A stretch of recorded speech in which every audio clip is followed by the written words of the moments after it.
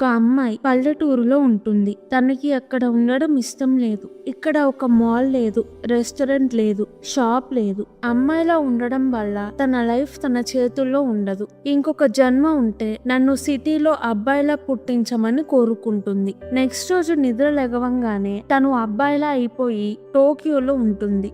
అమ్మాయి కథ ఏంటి? ఎందుకు అబ్బాయి బాడీలోకి వెళ్ళింది? తను వెళ్ళిన బాడీ ఎవరిది? ఇప్పుడు చూద్దాం. న్యూస్లో 1200 సంవత్సరాలకి ఒకసారి కనిపించే కామెట్ ఇంకొక మంత్ లో కనిపించబోతుంది అని చెప్తారు. మిత్సుహా తన ఫ్యామిలీతో చిన్న ఊరిలో ఉంటుంది. తనకి ఈ ఊరిలో ఉండడం నచ్చదు. పెద్దయ్యాక టోక్యోకి వెళ్ళిపోదాం అనుకుంటుంది. తన నాన్న మేయర్. మిత్సుహా తన చెల్లి, నానమ్మ కలిసి ఉంటారు. నాన్న వాళ్ళతో ఉండడు. మిత్సుహా ఎప్పటిలా స్కూల్కి వెళ్ళడానికి రెడీ అవుతుంది. నానమ్మ, చెల్లి ఇప్పుడు బానే ఉందా? నిన్న ఒకలా ప్రవర్తించావు అంటారు. మిత్సుహాకి వాళ్ళు ఏం మాట్లాడుతున్నారో అర్థం కాదు. మిత్సుహా తన చెల్లి స్కూల్కి బయలుదేరతారు. మిత్సుహా ఫ్రెండ్స్ ఇప్పుడు ఎలా ఉంది? నిన్న ఎవరో నిన్ను ఆవహించినట్టు ప్రవర్తించావు అంటారు. క్లాస్కి వెళ్ళి బుక్స్ తీస్తుంది. బుక్లో ఎవరు నువ్వు అని రాసి ఉంటుంది. క్లాస్లో టీచర్ స్టూడెంట్స్ ఇవాళ నీ పేరు నీకు గుర్తుందా అని ఏడిపిస్తారు. మిత్సుహా నిన్నేమైంది అని తన ఫ్రెండ్స్ ని అడుగుతుంది. నిన్న నువ్వు నీ పేరేంటో, నీ బెంచ్ ఎక్కడుందో మర్చిపోయావు, తల దువ్వుకోకుండా వచ్చావు అంటారు. మిత్సుహాకి నిన్నేం జరిగిందో సరిగ్గా గుర్తు లేదు, కలలో ఉన్నట్టు అనిపిస్తుంది. మిత్సుహా వాళ్ళకి స్ట్రైన్ ఉంటుంది. మిత్సుహా అమ్మ చనిపోయింది కాబట్టి ఇప్పుడు మిత్సుహా తన చెల్లి రిచువల్ చెయ్యాలి. ఫస్ట్ డాన్స్ వేసి తరువాత వండిన అన్నం బాగా నమిలి కప్లో ఉయ్యాలి. కొన్ని రోజులకి అది వైన్లా అవుతుంది. వైన్ ని దేవుడు ముందు పెడతారు. ఆ రోజు సాయంత్రం మిత్సుహా తన చెల్లి రిచువల్ చేస్తారు. మిత్సుహా క్లాస్మేట్స్ చూసి నవ్వుతారు. తను నాకు ఈ లైఫ్ వద్దు, నెక్స్ట్ జన్మలో నేను టోక్యోలో హ్యాండ్సమ్ అబ్బాయిలా పుట్టాలి అనుకుంటుంది. పొద్దున నిద్ర లెగిచేసరికి అబ్బాయి అయిపోతుంది. అబ్బాయి పేరు తాకి. తాకి నాన్న టిఫిన్ తినేసి స్కూల్కి వెళ్ళు అని ఆఫీస్కి వెళ్తాడు. ఇప్పుడు తన టోక్యోలో ఉంటుంది. కలలా అనిపిస్తుంది కానీ నిజంగా జరుగుతున్నట్టు ఉంటుంది. స్కూల్కి బయలుదేరుతుంది. దారి తప్పిపోయి మధ్యాహ్నం స్కూల్కి వెళ్తుంది. తాకి ఫ్రెండ్స్తో స్కూల్ అయిపోయాక కాఫీ షాప్కి వెళ్తుంది. తను ఎప్పటి నుంచో కాఫీ షాప్లో కాఫీ తాగాలి అనుకునేది. ఇప్పటికీ ఆ కల నెరవేరింది. చాలా హ్యాపీగా ఉంటుంది. మంచి కలలో ఉన్నాను అనుకుంటూ ఉంటుంది. ఫ్రెండ్స్ తనని విచిత్రంగా చూస్తారు.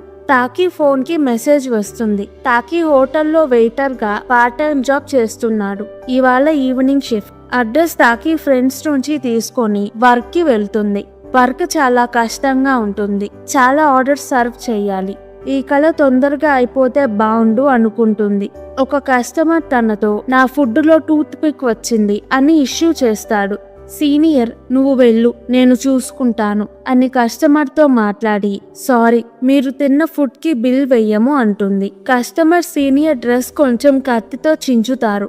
మిత్సుహా సీనియర్ స్కర్ట్ అందంగా కుడుతుంది. నాకు హెల్ప్ చేసినందుకు థ్యాంక్స్ చెప్తుంది. ట్రైన్లో ఇంటికి వెళ్తుంది. తాకి ఫోన్లో సీనియర్ ఫొటోస్ ఉంటాయి. తాకీకి సీనియర్ ఇష్టమేమో అనుకుంటుంది. తాకి రోజు డైరీ రాస్తాడు. మిత్సుహా డైరీలో ఇవాళ సీనియర్ నాతో స్టేషన్ దాకా వచ్చింది అని రాస్తుంది. నిన్న తన బుక్ లో నువ్వు ఎవరు అని ఉండడం గుర్తొచ్చి స్కెచ్ తో చేతి మీద మిత్సుహా అని రాస్తుంది. నిద్రపోయి లెగవంగానే నెక్స్ట్ రోజు తాకి తన బాడీలోకి వచ్చేస్తాడు. మిత్సుహా తన బాడీలోకి వెళ్ళిపోతుంది. తాకి తన చేతి మీద మిత్సుహా అని రాసి ఉండడం చూస్తాడు. డైరీ చూసి షాక్ అవుతాడు. తన ఫ్రెండ్స్ ఇవాళ బానే ఉన్నావు, నిన్న కొంచెం క్యూట్ గా ఉన్నావు అంటారు. తాకికి నిన్న ఏం జరిగిందో సరిగ్గా గుర్తు ఉండదు. మిత్సుహా చేతి మీద మిత్సుహా ఎవరు నువ్వు అని రాసి ఉంటుంది. మిత్సుహా క్లాస్ కి వెళ్ళంగానే అందరూ సైలెంట్ గా ఉంటారు. నిన్న తన క్లాస్మేట్స్ తన నాన్న గురించి తన గురించే బ్యాడ్ గా మాట్లాడుతుంటే తను బెంచ్ ని తన్ని కింద పడేస్తుంది. మిత్సుహాకి తాకీకి వాళ్ళిద్దరూ నిద్రపోయాక వేరే బాడీలో లెగుస్తున్నారు అని అర్థమవుతుంది. వారంలో కొన్ని రోజులు వాళ్ళ బాడీస్ మారుతున్నాయి. వాళ్ళ బాడీస్ లోకి తిరిగి వచ్చాక ఏం జరిగిందో గుర్తుండదు. వాళ్ళ లైఫ్ స్టైల్ ని కాపాడుకోవడానికి రూల్స్ పెట్టుకుంటారు. బాడీ మారిన రోజు ఏం జరిగిందో ఫోన్ లో రాసుకుంటారు. అలా కొన్ని రోజులు జరుగుతాయి. న్యూస్లో కామెట్ ఇప్పుడు మన కళ్ళకి కనిపించబోతుంది అని చెప్తారు. మిట్సుహా బాడీలో తాకి ఉన్న రోజు తను, నానమ్మ, చెల్లి వాళ్ళు చేసిన వైన్ తీసుకొని ష్రైన్ కి వెళ్తారు. ఇక్కడ వైన్ పెట్టి ఇంటికి వెళ్తారు. చెల్లి కామెట్ కనిపిస్తుందా అని ఆకాశం వైపు చూస్తుంది. మిట్సుహా తాకి ఇద్దరికీ తెలియకుండా కళ్ళమ్మటి నీళ్లు వస్తాయి. మిట్సుహా తాకీ కోసం సీనియర్తో డేట్ ప్లాన్ చేసింది. తాకీతో డేట్ కి నేను వెళ్ళాలనుకున్నాను, నువ్వు వెళ్తున్నావు, ఆల్ ద బెస్ట్ అంటుంది. తాకీ సీనియర్తో డేట్ కి వెళ్తాడు. సీనియర్ కి తాకీ నిన్న ఒకలాగా ఇవాళ ఒకలాగా ప్రవర్తిస్తున్నట్టు అనిపిస్తుంది. మిట్సుహా ఊరిలో ఆ రోజు ఫెస్టివల్ జరుగుతుంది. మిట్సుహా జుట్టు కట్ చేసుకొని వస్తుంది. ఫ్రెండ్స్ ఎవరితోనో బ్రేకప్ అయి ఉంటుంది, అందుకే జుట్టు కట్ చేసుకుంది అనుకుంటారు. మిట్సుహా ఊరిలో కామెట్ కనిపిస్తుంది. చాలా అందంగా ఉంటుంది. ఎందుకో ఆ రోజు నుంచి మిట్సుహా తాకి బాడీస్ మారట్లేదు. తాకీకి కొంచెం బాధగా ఉంటుంది. మిట్సుహాకి కాల్స్, మెయిల్స్ వెళ్ళట్లేదు. తాకి మిట్సుహా ఊరిలో తనకి నచ్చిన నదిని గీస్తాడు. ఒకరోజు మిట్సుహాని కలవాలనుకుంటాడు, కానీ తనకి మిట్సుహా ఎక్కడ ఉందో తెలియదు. ఊరిలో నది తెలుసు అంతే. తాకీకి తన ఫ్రెండ్ సీనియర్ మిట్సుహాని వెతకడానికి హెల్ప్ గా ఉంటారు. మ్యాప్స్ లో చూసుకుంటూ నది ఎక్కడ ఉందో వెతుకుతారు. ఇతమోరి అనే ఊరిలో తను గీసిన నది ఉందని తెలుస్తుంది. వెంటనే ఆ ఊరికి వెళ్తారు. ఊరు మొత్తం నాశనం అయి ఉంటుంది. 3 సంవత్సరాల క్రితం ఇతమోరి ఊరు మీద కామెట్ పడింది. వందల మంది చనిపోయారు. తాకీకి 3 సంవత్సరాల ముందు ఆకాశంలో కామెట్ ని చూశాడు అని గుర్తొస్తుంది. తను రీసెంట్ గా మిట్సుహా బాడీలో ఈ ఊరిని చూశాడు. 3 సంవత్సరాల ముందు ఊరు నాశనమైందంటే నమ్మలేకపోతాడు. మిట్సుహా రాసిన డైరీ మాయమవుతుంది. ఆ రోజు పక్కన హోటల్లో ఉంటారు. తాకీ కామెట్ గురించి రీసెర్చ్ చేస్తాడు. కామెట్ లో ఒక భాగం జపానులో ఊరు మీద పడింది. తమోరి ఊరు నాశనమైంది. అలా జరుగుతుంది అని ఎవరూ ఊహించలేదు. కామెట్ పడిన రోజు ఊరిలో ఫెస్టివల్ జరుగుతుంది. అందరూ ఫెస్టివల్ జరిగే చోట గుంపుగా ఉంటారు. ఆ రోజు 500 మంది చనిపోయారు. ఇప్పుడు ఎవరూ ఊరిలో ఉండట్లేదు. అప్పుడు మిట్సుహా తన ఫ్రెండ్స్ తో పాటు చనిపోయింది. కానీ తాకీకి 3 వారాల క్రితం కొన్ని రోజులలో కామెట్ ని చూస్తాను అని చెప్పింది. తాకీకి ఏం జరుగుతుందో అర్థం కావట్లేదు. సీనియర్ తాకీ చెప్పే కదా నమ్మేలా అనిపించట్లేదు. కానీ తాకీకి ఇంతకు ముందు నేనంటే ఇష్టం. నన్ను ఇంప్రెస్ చేయడానికి ట్రై చేసేవాడు. ఇప్పుడు ఎవరినో కలిశాక మారాడు అనిపిస్తుంది అంటుంది. తాకి నేను చూసింది నిజం కాదేమో అనుకుంటాడు. మిట్సుహా ఇచ్చిన హెయిర్ బ్యాండ్ చూసి ఇది నాకు ఎవరో ఇచ్చారు అని గుర్తుంది, కానీ మిట్సుహా అని గుర్తు ఉండదు. నెక్స్ట్ రోజు తాకి ఫ్రెండ్ సీనియర్ తో నాకు పనుంది, మీరు టోక్యోకి వెళ్ళండి, నేను తరువాత వస్తాను అని చెప్పి ఇతమోరి ఊరికి వెళ్తాడు. మిట్సుహా బాడీలో ఉన్నప్పుడు చూసిన నది దగ్గరికి వెళ్తాడు. నేను చూసింది నిజమే అనుకుంటాడు. అక్కడ వాళ్ళు పెట్టిన వైన్ ఉంటుంది. బాటిల్ మురికిగా ఉంటాయి. మిట్సుహా తాకి బాడీస్ మారింది నిజమే, కానీ ఒక టైం లైన్ లో లేరు. ఇద్దరు వేరే కాలంలో ఉన్నారు. తాకి టైం లైన్ లో వెనక్కి వెళ్లి మిట్సుహాని కాపాడొచ్చేమో అని మిట్సుహా చేసిన వైన్ తాగుతాడు. తాకి మిట్సుహాకి స్పిరిచువల్ కనెక్షన్ ఉంది. తాకీకి మిట్సుహా గురించి తెలుస్తుంది. మిట్సుహా అమ్మ జబ్బు వల్ల చనిపోయింది. తరువాత మిట్సుహా నాన్న వాళ్ళ సంప్రదాయాలు వదిలేసి ఇంటి నుంచి బయటికి వెళ్లిపోతాడు. నానమ్మ, మిట్సుహా చెల్లి సాంప్రదాయాలని పాటిస్తున్నారు. ఇప్పుడు తాకి టైంలో వెనక్కి వెళ్లి కామెట్ పడిన రోజు పొద్దున మిట్సుహా బాడీలోకి వెళ్తాడు. మిట్సుహాని కాపాడాలి అనుకుంటాడు. నానమ్మ మిట్సుహాని చూసి నువ్వు మిట్సుహా కాదు కదా అంటుంది.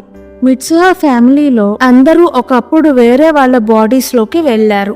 నానమ్మతో ఇవాళ కామెట్ ఈ ఊరిలో పడుతుంది, అందరూ చనిపోతారు అని చెప్తాడు. నానమ్మ నమ్మదు.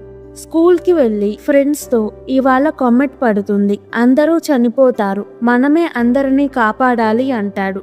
ఇప్పుడు ఉన్న లేక్ వేల సంవత్సరాల క్రితం కామెట్ పడడం వల్ల ఏర్పడింది అని తెలుస్తుంది. ముగ్గురు ప్లాన్ వేస్తారు. స్కూల్ కామెట్ పడే చోటకి దూరంగా ఉంటుంది. ఊరిలో బాంబు ఉందని చెప్పి అందరినీ స్కూల్ కి వెళ్లేలా చెయ్యాలి. మిట్సుహా నాన్న మేయర్. తాకి మిట్సుహా నాన్నతో ప్లాన్ చెప్పి ఇవాళ నైట్ లోపు అందరినీ ఇక్కడి నుంచి వెళ్లేలా చెయ్యాలి అంటాడు. నాన్న ప్లాన్ కి ఒప్పుకోడు. నువ్వు చెప్పేది నిజం కాదు అంటాడు.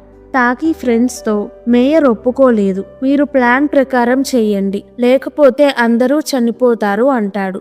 టాకీకి మిత్సుహా చెల్లి నుంచి మిత్సుహా నిన్న టోక్యోకి వెళ్ళింది అని తెలుస్తుంది. టాకీ బాడీలోకి మిత్సుహా వెళ్తుంది. టాకీ మా ఊరిలో ఏం చేస్తున్నాడు అనుకుంటుంది. ఊరు నాశనం అయి ఉండడం చూసి షాక్ అవుతుంది.